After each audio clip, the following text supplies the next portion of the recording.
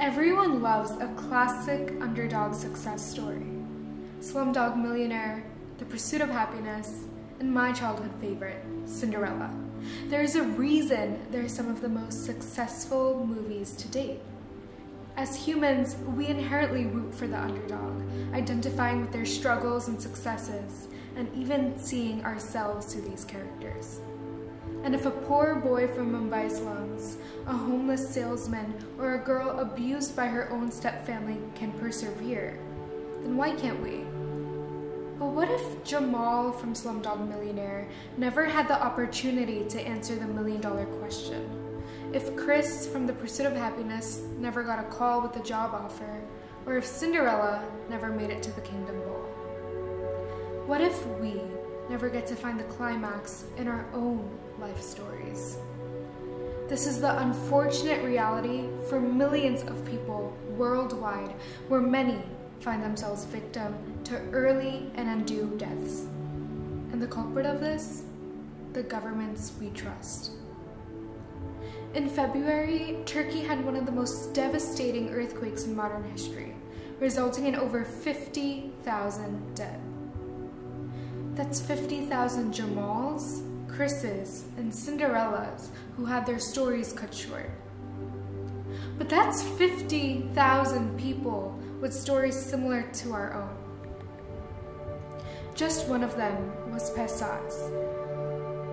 After losing his childhood home in southern Turkey, Pesat found his father trapped under rubble with his legs crushed under a concrete block. Pesat promised his father that help was on the way, but it came too late. His father didn't survive, neither did his mother, nor did thousands of other victims, because help didn't come on time and governmental preventative measures weren't taken.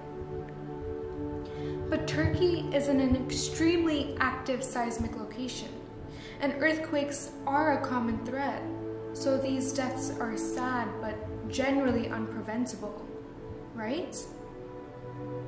No, because citizens were promised that their homes were prepared for such natural disasters, yet when tested, took little to collapse and lives along with it. In a matter of minutes, thousands of fathers and mothers like Pesat's had perished and even more had been displaced. Instead of ensuring the safety standards of people's homes, Turkey's government prioritized quantity over quality, enabling companies to construct homes and infrastructure in earthquake-prone zones without following proper building codes. At the end of the day, it wasn't just Pesat's family trapped under rubble, but the promises of good governance and a nation that listens to the needs of its people.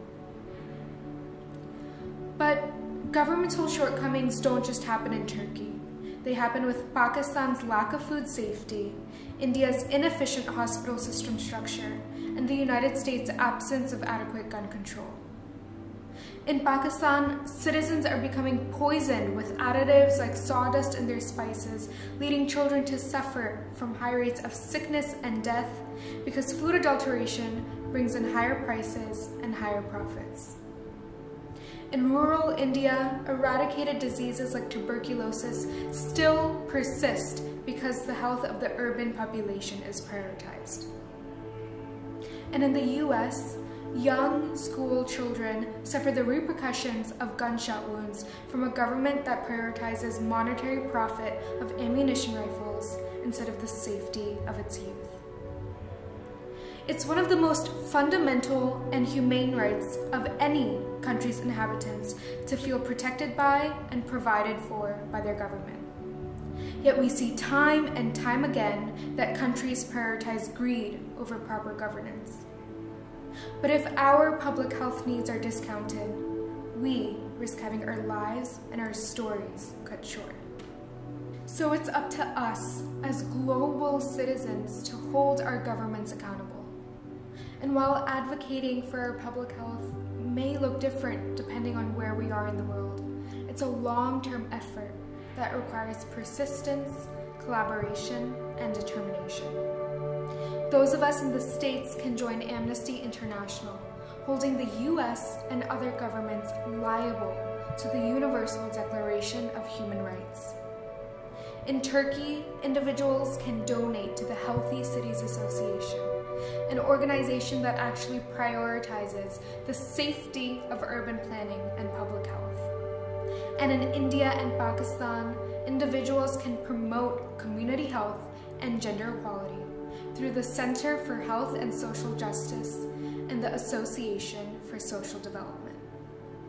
What if Cinderella died of food poisoning years before she could attend the Kingdom Ball?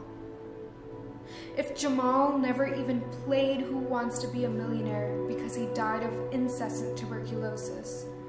Or if Chris didn't make it to adulthood because he died in a school shooting? Clearly, this wasn't their reality. While each character struggled in their own right, their stories weren't without their climax or their proper ending. Why should the same not hold for us?